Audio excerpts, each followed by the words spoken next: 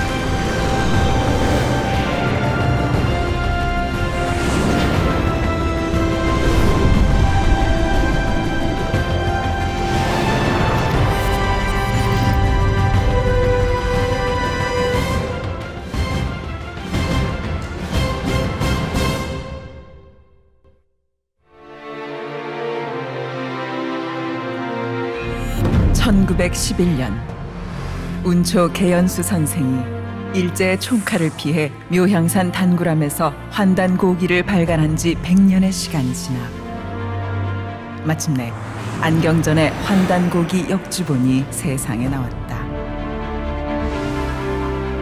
안경전 역주자는 한민족과 인류의 위대한 미래가 시원을 바로잡아 근본으로 돌아간다는 원시 반본의 도를 통해서만 이루어질 수 있다는 신념으로 오로지 한민족과 인류의 시원 역사와 원형 문화를 밝히는 일에 평생을 바쳐왔다.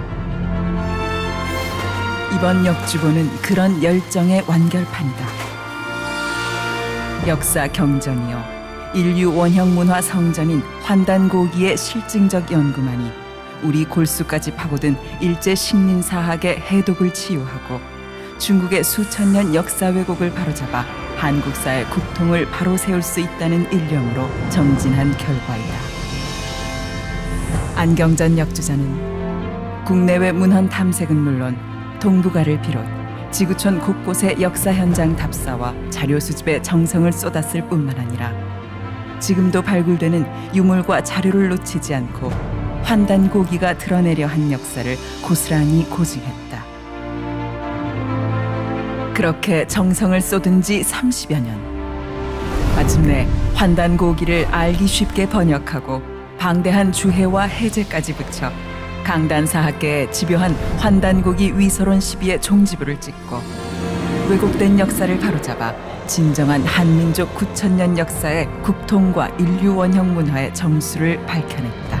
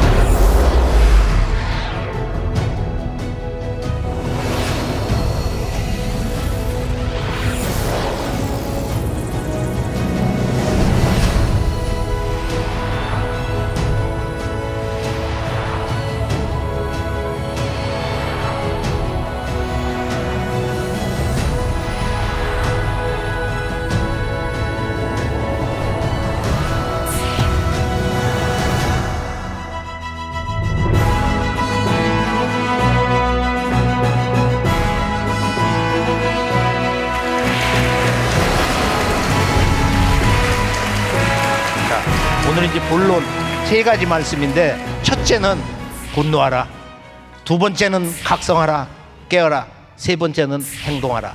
그래서 첫 번째 본론은 이제 이 어둠 속에 빠져 있는 인류의 원형 문화. 문제는 온 인류가 첨단 과학문명, 지금 산업혁명 여러 가지를 얘기하고 있지만은 제4의 산업혁명, 앞으로 오는 제5차 산업혁명을 얘기하고 있지만 중요한 것은 인간의 그 깊고 깊은 우리들 자신 내면 세계에 대해서는 아주 완전 먹통이 돼 있다 이거야. 깊은 밤에 그 어둠보다도 더 칠흑의 무지 속에서 헤매고 있는 것이다. 인류 황금 시절에 창세 원형 문화, 이걸 아키타이퍼 컬처라고 그러는데요. 원형 문화, 이것은 100년, 1000년, 만년이 지나도 변치 않는 인류의 역사를 만드는, 모든 문화를 창조하는 그 원형적인 힘, 그 원형적인 체험, 삶의 체험, 자연에 대한 체험, 신에 대한 체험, 거기에 대한 어떤 이법적인 거. 그러니까 인도로 말하면 다르마야. 다르마. 우리가 인도에 사원을 댕겨보면은 여기에 있는 선생님들이 하는 소리야, 구루 뭐 이런 힌두 스승들이 하는 소리는, 다르마는 바로 우주의 법이다. 그게 일시 한 세상의 법이 아니다 이거야. 영원히 통용되는 영원한 법이다. 이터널 다르마다 이거야. 이터널 다르마. 그래서 우리가 본론 서두에서는 한국과 인도는 동일한 식민지 지배, 침략의 역사, 고통을 당해왔다. 한국은 약 35년 식민지 역사 체험을 가지고 있는데, 인도는 이제 세포유 반란 평정하고서 거기서부터 이제 인도인의 항쟁이 시작된 걸로 보면 적게는 90년, 우리 그 전의 역사에서 그 유명한 전쟁이 있죠. 불란서하고 이제 그 7년 전쟁 끝내고 나서 이제 영국이 주권을 잡기 시작한 거. 하여간 그 200년의 전체적인 식민지 역사가 있는데, 인도는 동서에 강력한 제국이 한 번씩 와서 치고 빠지고, 그리고 이 인도 그 본토에 들어와서 주인 노릇하고, 우리가 뭐 잘 알고 있는 지금 서양으로 보면은 페르시아 다리우스 1세가 들어왔지, 알렉산더 대왕이 들어왔지. 그래서 그리스 문화가 들어와서 이 서북쪽 간나라 지역에서 바로 불교의 그 불상 문화의 어떤 기원이 생기기도 하고 그러는데, 그 후로 우리가 여기 역사적으로 보면은 이제 이 동방에 달을 신성시하는 그 월시족이 들어왔어요. 월지가 들어와서 쿠샨 왕조를 만들었단 말이야. 그 후로 이제 우리가 중동에 있는 이슬람, 또 동방에 있는 몽골 제국의 그런 후예들이 와서 무굴 제국을 만들어 가지고 나중에 19세기까지 이제 지배를 하고 그랬는데, 이 동서에 크고 작은 이 제국, 각 족속들이 들어와서 이주하고 침략해 들어오면서, 적게는 북쪽의 아리안인 남부의 드라비다가 한 1000년 서로 이렇게 융합을 하면서 이 놀라운 신의 게이시서 문화, 베다 문화를 이렇게 만들었다. 제가 어제 이제 태양 신전을 마지막 답사하면서 젠나이로 넘어왔는데, 영국이 파괴한 태양 신전, 그러니까 가보면 아주 지구촌에 아주 최상의 그 걸작품 신전인데, 한 벽을 다 깎아가지고 도려내버렸어. 알맹이들을 도려간 게 그대로 있어. 가보면은 그 상처가.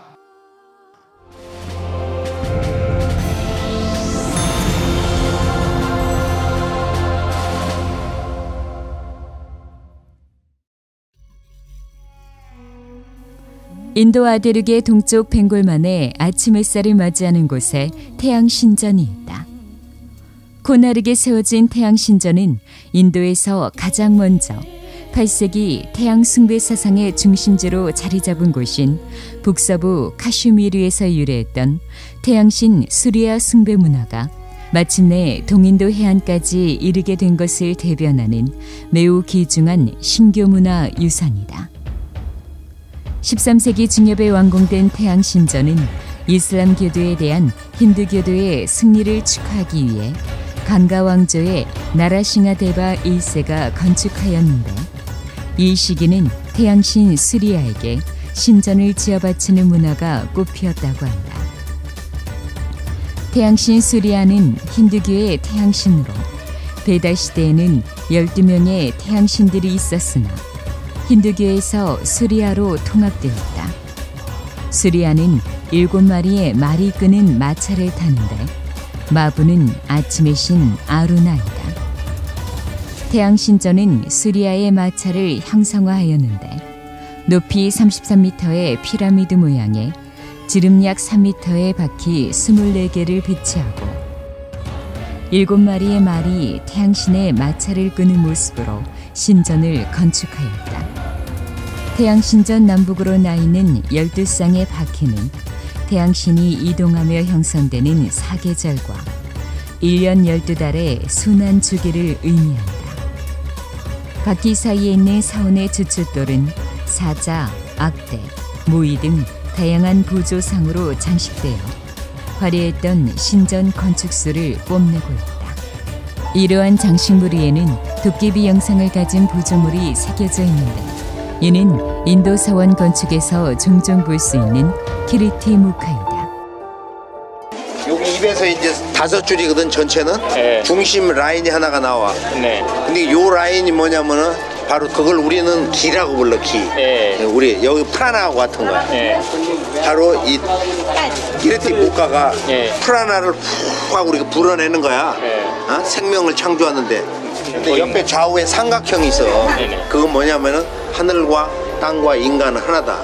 그게 삼각형이야. 네. 하늘 아버지와 땅 어머니와 인간은 네. 그 한 몸이다. 원리스. 네네. 원리스를 얘기하거든. 그래서 원리스 되게 해주는 거, 그것을 바로 이 기르티 목가가 네. 그런 에너지를 네. 보내주는 역할을 한다 이거예요. 인도의 대서사서 마하바라타에 의하면 기르티 무카는 시바신 자신의 현현으로서 시간, 푸르샤, 브라흐만이라는 3가지의 측면을 지니고 있다고 한다. 첫째, 시간으로서의 키르티 무카는 형상을 가진 모든 것을 먹어버리는 실로 무시무시한 존재이다. 둘째, 흥미롭게도 자신의 몸통, 손발, 꼬리까지 먹어버려 얼굴만 남은 이 인도의 도깨비는 그 이름 영광의 얼굴이 의미하듯이 비본질적인 것을 벗어버린 지혜와 광명과 풍요의 근원을 나타낸다. 셋째, 기르티 무카는 종종 사자의 모습을 띠고 있어 싱하무카라고도 불려지는데 그의 입에서 나오는 날숨은 조화의 권능 그 자체로서 만유를 창조하며 만유에 생명을 부여한다고 알려져 있다.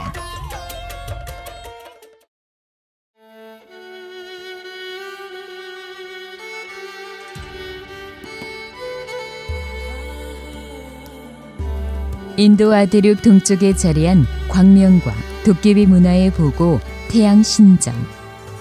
동인도의 중세기 힌두교 사원 건축에 전형을 보이고 있는 태양신전은 1984년 유네스코 세계문화유산으로 지정되었다. 그리고 영국이 인도를 파괴할 때 보면은 이런 그 지금 다신 문화를 갖다가 이렇게 우습게 알고 근데 미개하다 이거예요. 그놈들은 앉을 때도 그 총독이 있고 인도인들 여기 이제 그 정치인들 누구 있으면 같은 자리에 평저로 같이 앉질 않아. 영국은 영국이고 인도는 인도다 해가지고 지들이 높다 이거예요. 그렇게 그 영국의 통치자들이 아주 그 우월 의식이 꽉 차가지고서 말이야.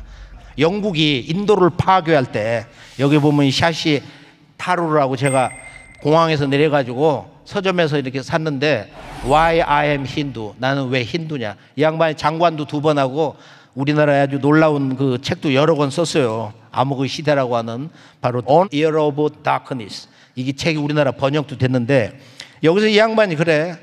인도는 영국에 의해서 이제 정신이 파괴될 때 보면은 영국의 문학에 자존심을 심어주면서 너희들 모든 자랑스러운 인도의 문학은 가장 비도덕적이고 불순한 거다. 우리가 너무도 잘 알고 있는 이 샤콘달라 이야기 알고 있잖아. 마하바라타의 그 서두 이야기 말. 거기 보면은 호러스 윌슨이 산스크리트 전문 영국 학자인데 인도 문학의 보석이다. 이걸 교과서에도 못 실겠어. 영국 사람들이. 이 착취와 수탈 핵심이 뭐냐? 바로 영국 경제학자 앵걸스 매디슨이 뭐라고 했냐면은 18세기 초에 전 세계 제조업의 인도가 23%야. 바로 이 세계 제조업의 심장부가 인도다. 인도가 그 당시에 유럽의 제조업의 모든 걸 합한 거하고 같았어요.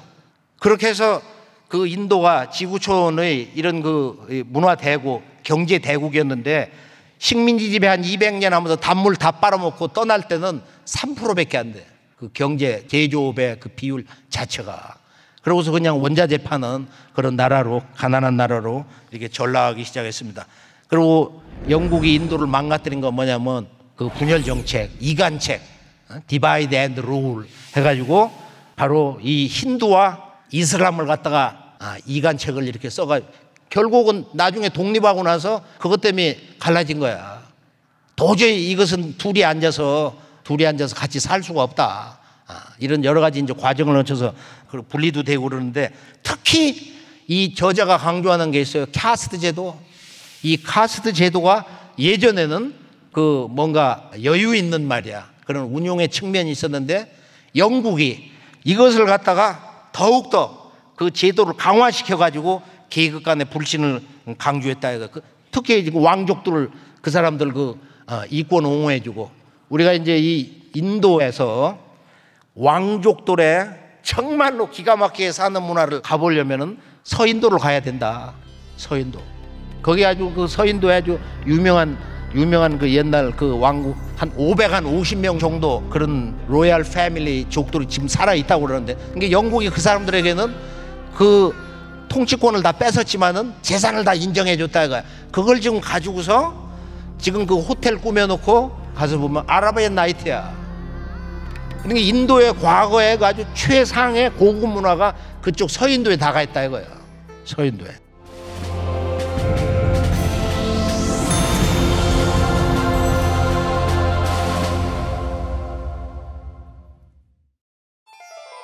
(15세기에서 16세기) 유럽의 배들이 세계 곳곳에 출몰하기 시작했다. 17세기에 들어서자 유럽 각국들은 강력한 왕권을 바탕으로 초기 자본주의를 성장시켰다. 그들은 서로 값싼 원자재를 확보하여 가공 상품을 유리하게 판매할 수 있는 식민지 시장 쟁탈전을 벌이고 있었다. 영국은 가장 먼저 동인도 회사를 설립하였으며 아라비아의 연안에 수라트를 시작으로 인도 아대륙의 주요 해안 거점 도시에 상관을 설치하고 요새를 구축했다. 18세기가 되자 영국에서 국내외 면직물 수요가 늘어나면서 동인도 벵갈 지역이 주목을 받았고, 영국은 플라시와 북사르 전투에서 프랑스를 물리치고 인도 시장을 독점하면서 200여 년에 걸친 식민지 통치의 서막을 열었다. 이후 영국의 초대 총독 워렌 헤이스팅스는 경제력 확장에 주안점을 두었다. 그는 자신과 토우 세력들 간에는 상호 보호 조약을 맺어 평화를 유지함과 동시에 토우 세력들끼리는 전쟁을 유발하는 이른바 분할 통치 정책으로서 인도 식민 통치의 기조로 삼았다. 그런데 18세기까지 인도에는 하나의 민족의식이 형성되지 않았다. 영국은 아직 민족의식이 형성되지 않은 인도를 교묘히 이용하여 상호 간의 분열과 대립을 조장하며 민족 간, 계층 간, 종교 간 갈등의 불씨를 키워나갔다. 카스트 제도를 이용한 계층 분열이 대표적이다. 영국은 인도의 사상, 제도를 집대성한 만우법전에 나온 4개의 신분 계층에 주목하였고, 이를 더욱더 강한 사회적 위계 질서로 만들어 계층 간의 반목을 조장하였다. 또 다른 분열 정책은 힌두교와 이슬람교의 종교 분열이다. 영국 침략 이전 무굴 제국은 이슬람교를 국교로 신봉하였으나 인도의 토착 종교인 힌두교를 포용하는 정책을 펼쳤다. 우리는 유네스코 세계문화유산인 엘로라 석굴 유적을 통해 불교, 힌두교, 자이나교 등의 여러 종교가 공존하며 하나의 사회를 구성했다는 것을 쉽게 확인할 수 있다. 더불어 600년에서 1000년까지 고대 인도인들의 종교에 대한 생각과 관용의 정신도 함께 살펴볼 수 있다. 그러나 영국의 인도 식민 통치는 나날이 치밀하고 교묘해져 갔다. 바로 힌두교와 이슬람교 사이의 분열을 유도하는 일간책을 사용하여 당시 지배층이었던 이슬람교도의 토지와 재산은 몰수하면서 비지배층이었던 힌두교도에게는 친근감을 드러내는 등의 방식이었다. 이렇게 뿌려진 분열의 씨앗은 결국 인도 아대륙이 인도와 파키스탄으로 분단되어 지금까지도 종교 공동체끼리의 갈등과 폭력, 학살과 테러가 자행되는 비극을 낳고 있다. 영국의 인도 분할 통치 핵심은 인도인들이 자신들의 문화와 역사를 비하하고 서양의 문명을 추종하게 하는 데 있었다. 1835년 영국 의회는 법령을 반포하여 인도인들이 산스크리트어와 인도 고유의 교육 전통에서 멀어지게 하고 대신 서양식 교육을 시행하며 영국의 논리를 대변하는 식민사관에 동조하는 친영파 인도인들을 양성하였다. 이처럼 영국은 내적 외적으로 인도 사회를 분열시킴으로써 200여 년간 인도를 통치할 수 있었다.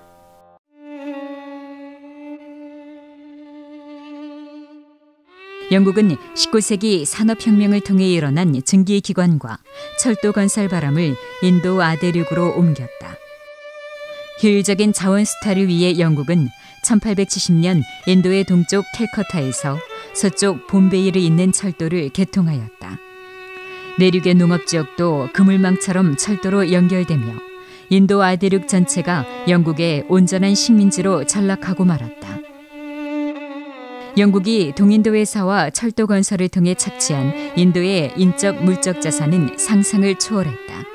인도의 전 국회의원이자 유엔 사무차장을 역임한 샤시 타루르는 영국이 지배하던 시기를 암흑의 시대로 보았다.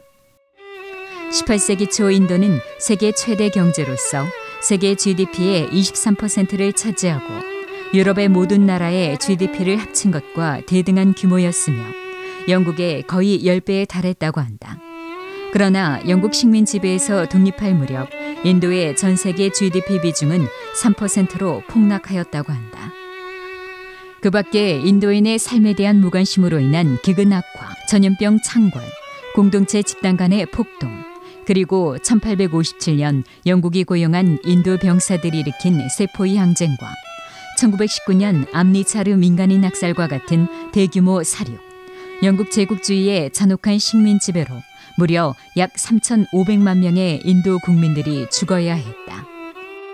이에 대하여 미국의 역사학자 윌 듀런트는 인도에 대한 영국의 의도적이고 계획적인 착취는 역사상 유례가 없는 범죄였다고 하였다.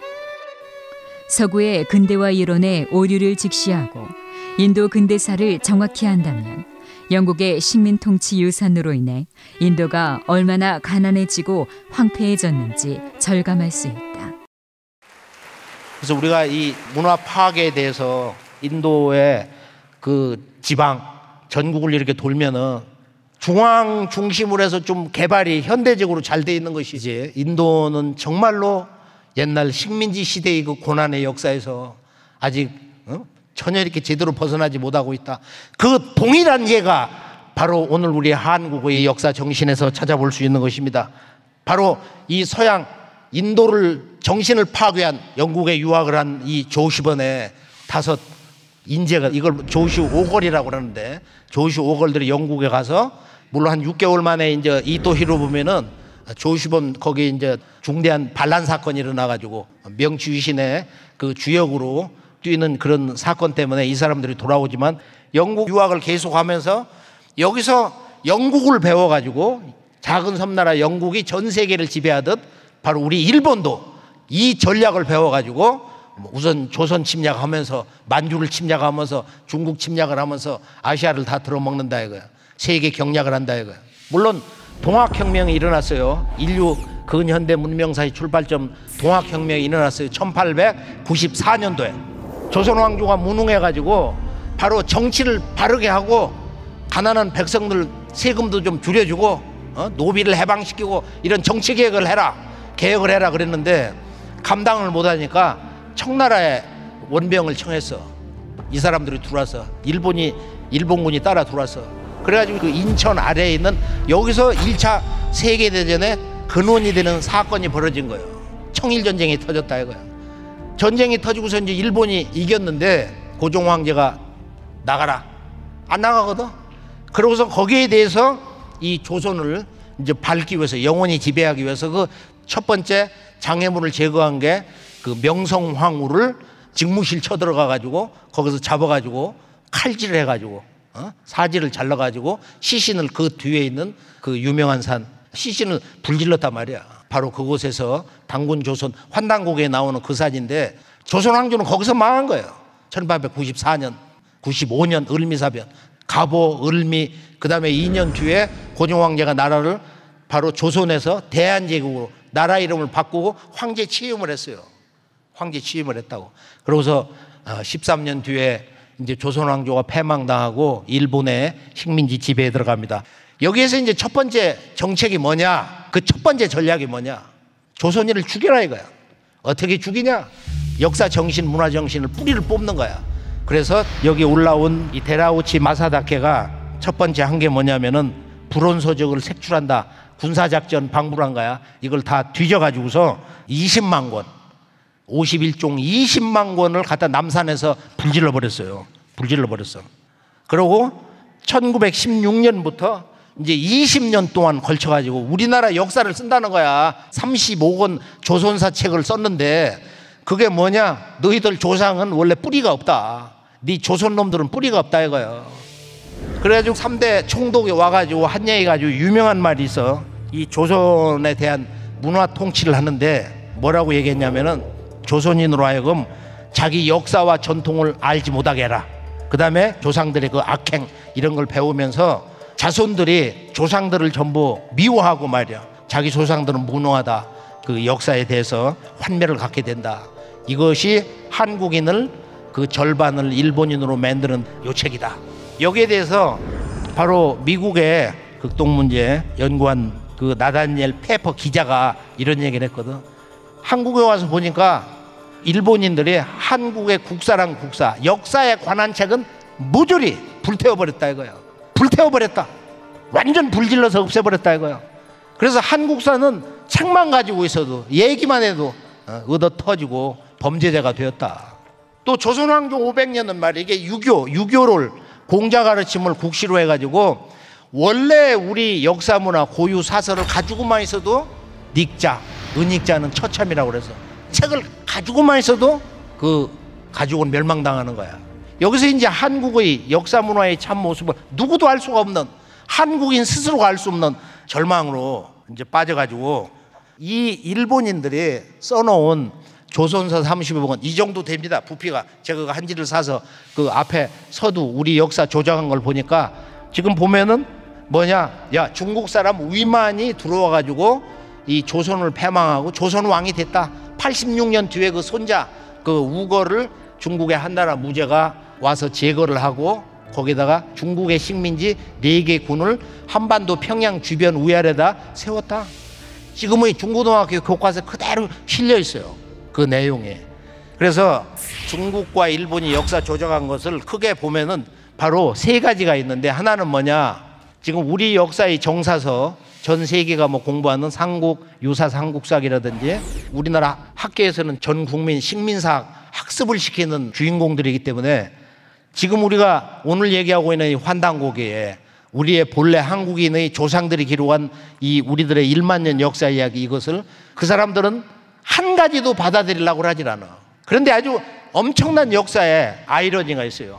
동경대 그 교수 제자인데 그 이만희 시류 금수령의 스승은 삼국유사에 있는 기록에서 바로 고조선주에 석유환국, 옛적에 환국이 있었다. 환국이라는 나라가 지구촌, 동서, 중동, 슈메르 민족, 아메리칸 인디언 원주민들, 지금 여기 인도에 우리가 아리안, 드라비다 누가 됐든 간에 이 문화는 우리 동방의 우리 한국인의 바로 단군 이전 배달, 모든 인류는 중앙아시아 천산 남쪽 또는 동쪽에 있었던 바로 환국에서 왔다. 밝은 나라, 우주광명의 나라라는 거야. 우주광명의 나라. 우리가 지도를 놓고 보면은 이때 12나라가 있었다. 환국의 12나라가. 이것을 이만희 시류가 환국을 인정을 해버리면은 그 다음에 내용이 전부 실제 역사가 되니까 이것을 바로 환인이라고, 국자를 인자로 조작해가지고 글자를 쪼아가지고 옛날에 환인이 있었다. 우리나라 그 역사를 뿌리를 말살한 일본 역사학자 이만희 시류. 환인은 환국을 열은 최초의 이제 그 왕인데, 제왕인데, 그래서 이 환인이 이제 그 동방 개척을 떠나려고 하는 환웅에게 천부경과 인 3개를 줘가지고 종통을 줘가지고 백두산 쪽으로 와서 그 넓은 벌판 신시에 나라를 이렇게 세우고 그 나라가 배달이다. 제가 이제 인도 언어 산스크리트 문화 이렇게 접근하다 보면 그 알파벳 그걸 데바나가리라고 그래. 데바나가리.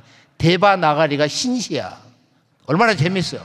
그 언어 속에 살아있는 문화에 이렇게 컨트라스팅 되는 게 있단 말이야. 이렇게 대비가 되고 음양 짝처럼 이렇게 잘 맞는 게 있어요.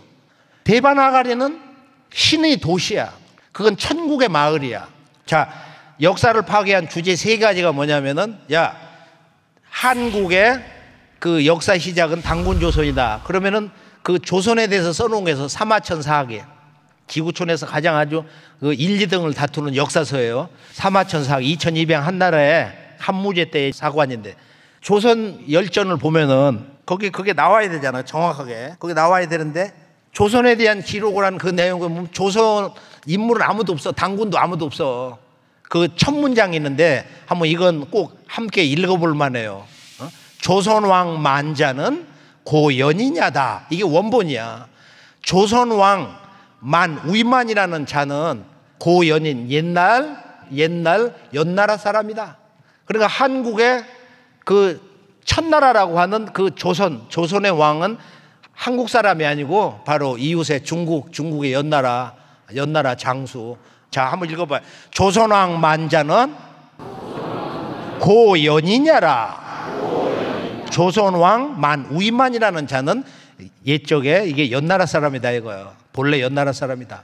얼마나 무서운 얘기야? 그 근본이 본래 이 사람이 조선 사람이 아닌데 연나라 사람이 조선의 왕을 했다. 이건 무슨 얘기냐면은 이 너들 대한민국은 원래 이 조선도 중국 식민지였다. 이거보다 이제 더 3200년 전 얘기는 바로 그때도 조선이라는 나라는 있었다. 그런데 그때도 왕은 조선 사람이 아니다. 그래서 은나라에 망국 시절에 3사람의 현인이 있었는데 거기 기자 미자 3인 있잖아요. 그런데 기자를 바로 주나라의 창업자 무왕이 봉기자 조선인데 동방 조선의 왕으로 임명했는데 불신하라 그랬거든. 가지 않고 왕 노릇을 안 했다. 신하로 삼지 못했다. 가지 않았다 이거. 그런 사건 자체가 없었다는 거야.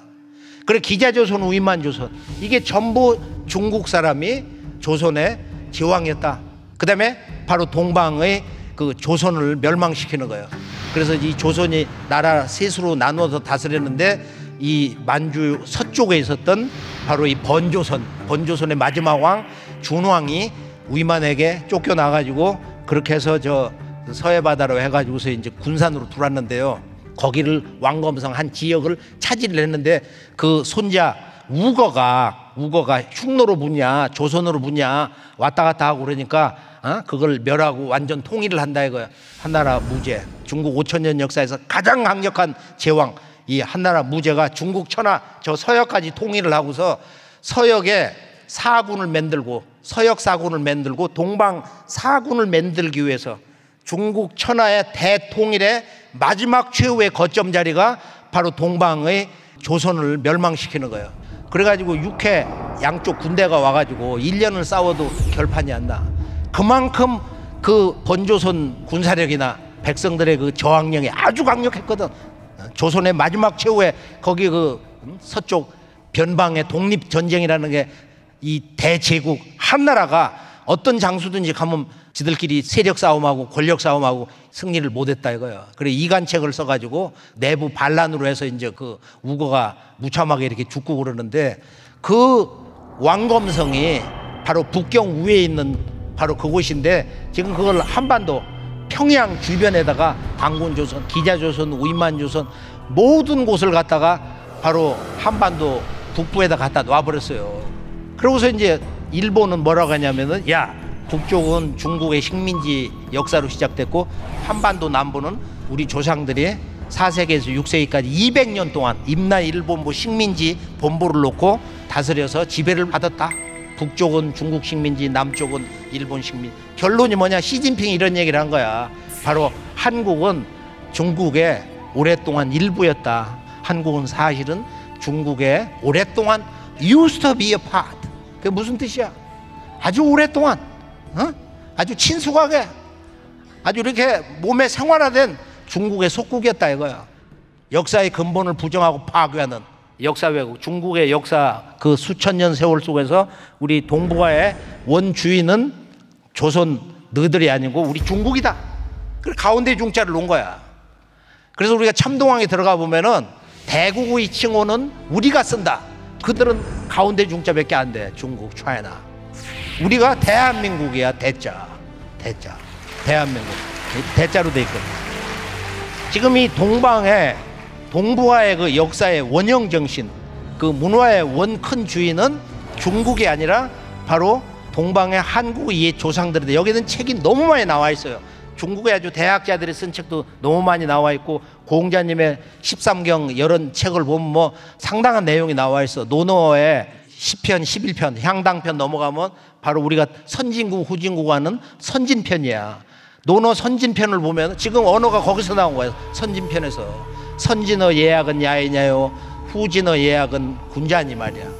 예약의 선진, 먼저 나가는, 먼저 발달된 곳은 바로 야인이다. 그래가지고 덜 야자를 썼어.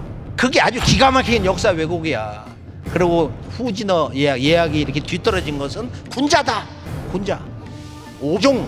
내가 이것을 만약에 따른다면은 선진 문화를 따를 거냐, 예약의 후진 문화를 따를 거냐. 따른다면은 나는 선진을 따른다. 그런 얘기를 했거든. 선진, 야인의 문화를 따른다. 제동야인이라고 그래서 맹자가 제 나라 동쪽이 그 야인이다. 그 원래 산동성 동쪽에 있는 이 지금 배달 조선 이쪽에 우리 조상들의 원형 문화를 야인으로 한 거야. 이게 야인은 거칠 야자인데 문명에 때묻지 않은 거. 그래서 순수한 그 문화 원형을 가지고 있는 걸 야인으로 이렇게 돌려가지고 그걸 뭐 선배 후배니 별의별 그 말장난을 해요. 해석하는 사람들이.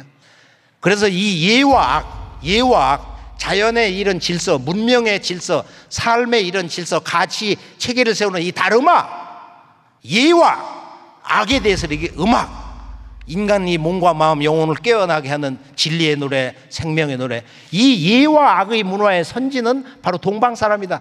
그런데 당군조선도 한 번 안 써, 배달도 안 써. 이 언어를 다 파괴한 거야. 그래서 동이다, 동방에 큰 활 쏘는 사람이다, 군자다, 동방 문화의 큰 사람이다, 뭐 이런 그 은어를 썼어요. 이건 별칭이야. 그 사람들이 이렇게 동방 사람들을 부르는 이제 애칭이라고 할까, 그런 별칭인데, 자, 이 문화를 파괴한 하나의 그 상징이 길림성 길림성을 가보면은 여기도 여러 번을 우리가 가봐야 되는데, 이 만주족 역사를 알기 위해서 가보면은 이 박물관에 이 지도 한 장이 있습니다. 여기 상징적으로 다 얘기하는 거야. 만리장성을 평양 바로 위에 있는 강가에다 갖다 놨어. 만리장성은 북경 바로 동북쪽에 있는 산해관에 있어. 산해관에. 만리장성이 시작이 산해관인데 이걸 지금 만주를 지나가지고 한반도 지금 평양 북한의 수도 그 위에다 지금 갖다 놨거든. 그 다음에 바로 북경 그 주변에 있었던 지금 여기 유주 영주가 유명한데, 유주를 지금 한반도 저 신의주 경계 양쪽 그 안에다 갖다 놨어. 저 유주를. 이건 아주 놀라운, 정말로 뭐 산천초목도 부르르 떨 수 있는 역사 조작인데, 그렇게 해서 전체적으로 보면은 지금 고구려도 말이야 아주 쭈그러뜨려 가지고, 고구려 이 대제국을 쭈그러뜨려 가지고서 지금 저 우리나라 국경선 바로 위쪽 거기에 조그맣게 이렇게 그걸 고구려다. 그래 고구려는 중국의 변방 정권이다, 지방 정권이다. 우리가 중국 전역에 가면은 전부 우리 옛 역사라는 것은 뭐 고구려 발해니 그 이전에 당군조선 같은 건 조선현으로, 지방현으로 지금 이렇게 굳히는 작업을 하고 있는 것입니다. 우리 역사는 완전 파괴됐어요. 20세기 100년 동안 발굴된 21세기까지 지금 지속되고 있는 홍산문화, 5500년부터 9000년의 역사문화, 처음 발굴됐을 때 중국의 역사학자들이 또 중국의 정부에서도 공식적으로 이것은 우리 중국의 황하문명이 아니다, 중국 문명이 아니다, 해석이 안 되는 거야. 해석을 할 수 있는 문서가 한 페이지도 없어. 근데 한국 학자들이 침묵을 지키면서 뭐라고 얘기하냐, 그건 우리들 문화하고는 코드가 다르다. 그렇게 하면서 중국 모든 반변사학자들이 모여가지고 미소를 지으면서 이것은 중국의 북방문화다. 그래 중국은 문화가 남방문화와 북방문화가 있다. 황하문명과 바로 홍산문화가 있다. 이것이 완전히 이렇게 세계화돼 가지고 전 세계의 모든 책에 그대로 실려 있어요. 홍산문화는 한국의 역사 기록으로만 해석이 되는데 중국 문화가 전혀 아닌데 만리장성 밖에 있는 그 원형 문화, 동북아의 원래 배달 6,000년 전 또 4,300여 년 전에 이 당군 조선 그 이후 역사 내용으로 일통맥으로 이렇게 전수되던데, 중국 문화하고는 그 문화 정신이 해석이 안 되는 게 아주 너무 많은데도 모든 것을 아주 싹 빗자루로 썰어가지고 그 중국 문명화 해버렸습니다. 우리의 이제 원형 문화를 기록한 그 서책에서 보면은 오늘 한국, 대한민국을 줄여서 한국이다, 코리아다 그러는데, 코리아라는 말을 고구려, 2000년 전에 이제 고구려에서 가져오는데, 그 일반적인 원형은 이제 1000년 전에 고려, 고려의 원형은 고구려 이렇게 되거든요. 그런데 우리 한국은 이제 역사를 갖다가 이렇게 이제 일본 사람들이, 일본의 아주 유명한 그 학자가, 야, 너들 조선놈들 역사는 이런 백제, 고구려, 신라, 가야가 AD 4세기 정도 가서 왕국으로서 토대가 잡혔기 때문에 너들 한국의 역사는 실제로는 한 1600년밖에 안 돼 이놈들아. 그래 요걸 근거로 해가지고 캐나다의 그 유명한 교수가 말이야 뭐라고 얘기했느냐면은, 우리 한국은 바로 고려 때부터다, 한국의 역사는 1000년이다 이런 얘기를 했어요. 그리고 대영박물관, 유명한 전 세계 어디를 가도 보면 한국의 역사가 없어. 거기에 역사 계보도가 있는데 구석기 신석기 하고서 중국 식민지로 들어가. 이렇게 되니까 지금 대한민국의 젊은이들이 그냥 서양 과학기술이나 배우고 지식만 채우면 출세하는 줄 아는데, 전 세계 나가서 이렇게 살다 보니까 역사 문화 뿌리가 없거든. 그래서 미국의 하버드 대학 댕기는 한국에 아주 참 뛰어난 인재가 우수한 성적으로 아주 영어를 미국 사람보다 더 잘하고 말이야. 한국말 쓰지 말고 영어만 해라 그렇게 했는가 봐. 대기업에 취직을 해서 면접을 봤어. 면접관이 하는 얘기야, 당신을 뽑으려고 하는 것은 우리가 한국과 계약을 트기 위해서인데, 한국 문화 역사를 아는 사람을 우리는 필요하다. 한국 역사 문화를 얘기해봐라. 거기서 충격을 받아가지고 한마디 얘기를 못했어. 그래 집에 가서 고민을 하고, 그러고서 이제 우울증이 생겨가지고 나중에 자살했어요. 이게 유명한 교포사회의 일화야. 그래서 전 세계에 한국인 지금 나가서 사는 분들이 나름대로 성공했잖아. 다 기반을 잡았어. 대부분 기독교 문화야. 그분들이 나가서 이렇게 모였어. 예배를 보면서 향수를 달래면서 우리 교포들이 거기 가서 기반을 닦았거든. 그래서 신앙만 잘하면은 우리 한국인이 잘 뭉치고 모든 게 잘 될 줄 알았어. 10년, 20년, 30년 한 세대, 두 세대가 이렇게 지나고 나서 보니까 이상하게 분열이 되는 거야. 그 분열이 근본이 뭐냐 이거야. 자기들이 깨달았다는 거야. 뼈 아프게 너무도 늦게 깨달았다는 거야. 아, 역사 문화를 잃어버렸구나. 우리 한국인의 이 분열 의식을, 이것을 치유하는 것은 오직 한 가지다. 잃어버린 우리 역사 문화를 공부해야 된다. 그래가지고 지금 전 세계 한인사회, 전 세계 한인사회, 또 한쪽에서는 열린 기독교인들이, 또 거기에 있는 그 한국말을 하는 교사 선생님들이 우리 언어를 바로 우리의 역사 문화와 함께 배워야 된다. 언어만 배워서는 안 된다. 바로 이런 각성이 지금 뜨겁게 일어나고 있는 것입니다.